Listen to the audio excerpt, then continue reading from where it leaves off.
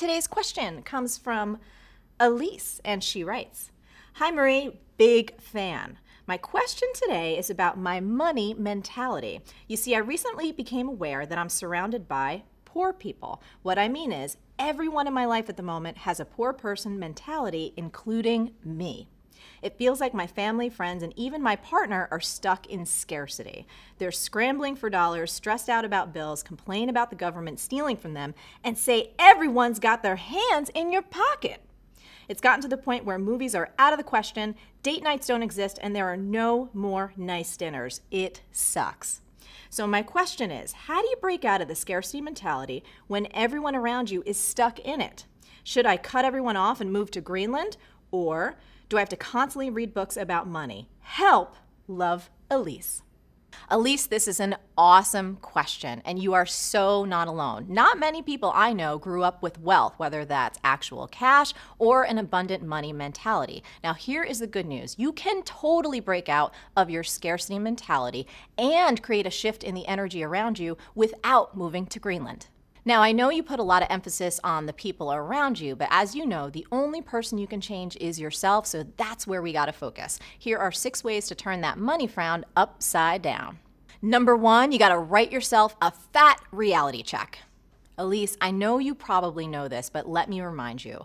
Almost half the world, that's like 3 billion people, live on less than $2.50 a day. And 80% of all humanity lives on less than $10 a day. Now, I did a little research on you, and I'm pretty sure you don't fall into either one of those populations.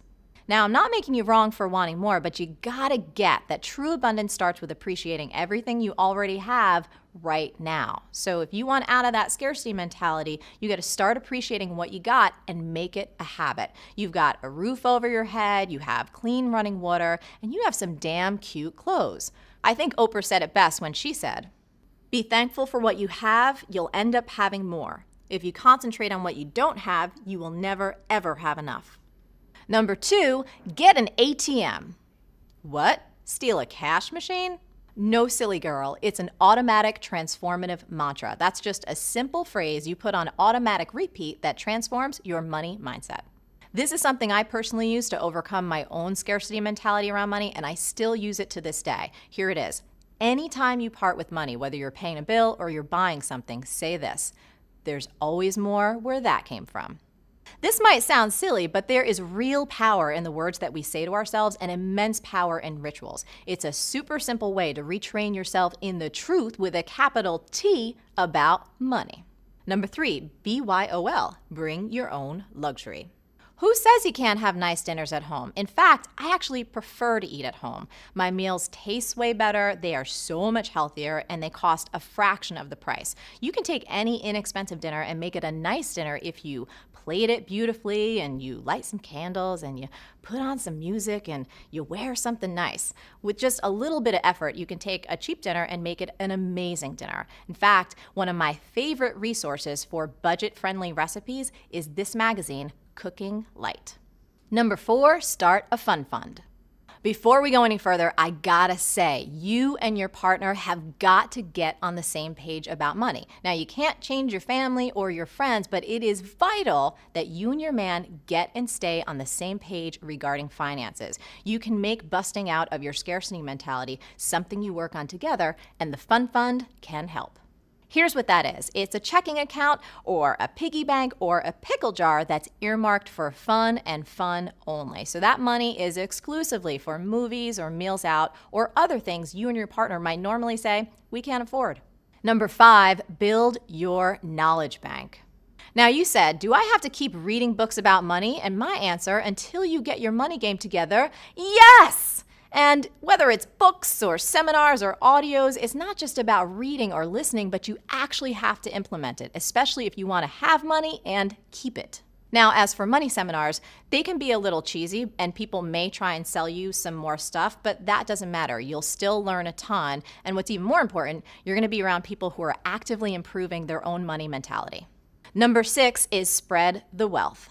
So this is another strategy that I've personally used, and it's a little bit counterintuitive. So anytime you're feeling a lack around money, you've got to give some away. So for example, if you catch yourself in major scarcity mode, you should donate a little bit of money to a cause you believe in. Now, if you're not sure where to donate, we have an organization that we love. It's called Kiva, and we also have our own lending team, and I'll put links below this video so you can check it out. Another way to spread the wealth is to just be generous with your friends and family. There's something amazing about saying, I'll treat, even if it's for something simple like a coffee or a home-cooked meal. Now, as we've discussed, you cannot change your family or your friends around their money mentality, but you can be a living demonstration of a more abundant reality. That is my A to your Q, Elise. I hope it helps. Now, I would love to hear from you. Have you broken out of a scarcity mentality around money? And if so, how'd you do it? Now, if you're currently working through this, I would also love to know which of these 6 strategies resonated the most and which can you put into practice starting right now. Today's question comes from Elena, and Miss Elena writes, Hi Marie, I love your book and Marie TV is very inspirational. I have more of a spiritual question for you. I really want to be a great high-end photographer, and to do that, I need lots of money to learn the craft and buy top-of-the-line cameras. So I'll take any opportunity to work and earn money. But this focus on making money, even though I believe in what I'm doing, is turning me into a machine. I feel like it's bad to want to earn a lot of money and that it's not spiritual, and I've become too materialistic. Can you give me some advice on how to be cool with the idea of making money?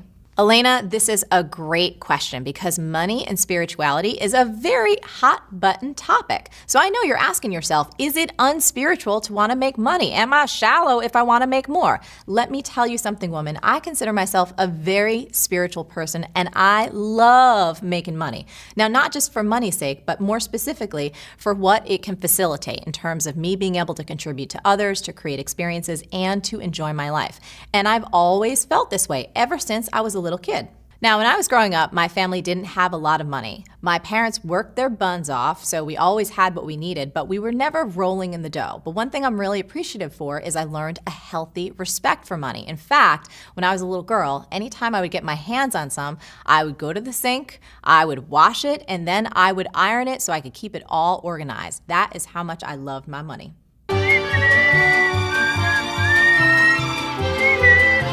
So here's the thing, Elena, money is awesome, but I sense from your question that you're afraid you're too focused on it right now. And here's the thing, you might be, especially if you've lost sense of your ability to have fun while you're making it and you've lost touch with the deeper reason you're trying to earn so much in the first place. If you want the recipe to create a life you love, you need 2 key ingredients, achievement and fulfillment. Achievement is about accomplishing and reaching your goals, and very often making money is part of the achievement puzzle. Fulfillment, however, is about something deeper and richer. It's about feeling fulfilled and having creativity and passion and enjoyment and all that good stuff in your life. And here's the thing, you need both if you want to be happy. I want to tell you something, Elena, and yes, it's a tweetable. When achievement is divorced from fulfillment, you lose custody of your happiness. Sounds to me like you may be a little too heavily focused on the achievement aspect of your life and you need to consciously bring fulfillment into what you're doing. So you got to ask yourself, how can you bring passion and fulfillment and contribution and meaning and fun to everything that you're doing? How can you reconnect to your heart and bring that true sense of passion and meaning to every single thing that you're doing to earn this money? My advice? Be passionate in every single moment you're working. Now, on the other hand, if you already love what you're doing and you're just feeling guilty about wanting more money, then you are creating unnecessary drama where you don't need to have it. Hey, are you feeling overwhelmed, exhausted, or just drowning in busy work and still not making the money you deserve? In this brand new training, you're going to learn 3 super common mistakes that can kill your productivity and tank your profits and how to stop them fast. Just go to marieforleo.com/free class or scan the QR code on your screen right now. My friend Joe Polish calls money fun tickets, and I love that definition of money. Money is just there to help you experience things that you want to experience. It's meant to flow. There's nothing evil or dirty about it. So think about it. If you go to your favorite restaurant for dinner, you are supporting that restaurant and all the people that work in it. If you buy a piece of jewelry, you are supporting an artisan in her craft. And if you want to give some away, you can help tackle an issue in the world that you want to see solved. The more successful you are, the bigger difference you'll make in the world and the more people you're going to serve, and that is plenty spiritual if you ask me. So Elena, that is my A to your Q. I know so many of us have conflicts between money and spirituality, so thank you so much for asking it. Now I want to hear from you. Do you have any limiting beliefs about money that either limit how much you make or how much you enjoy what you do make? In the comments below, I want to hear your specific limiting belief, and this is very important. I want to hear the new empowering belief that you can replace it with. As always, the best stuff happens after the episode over at marieforleo.com, so go there and leave a comment now.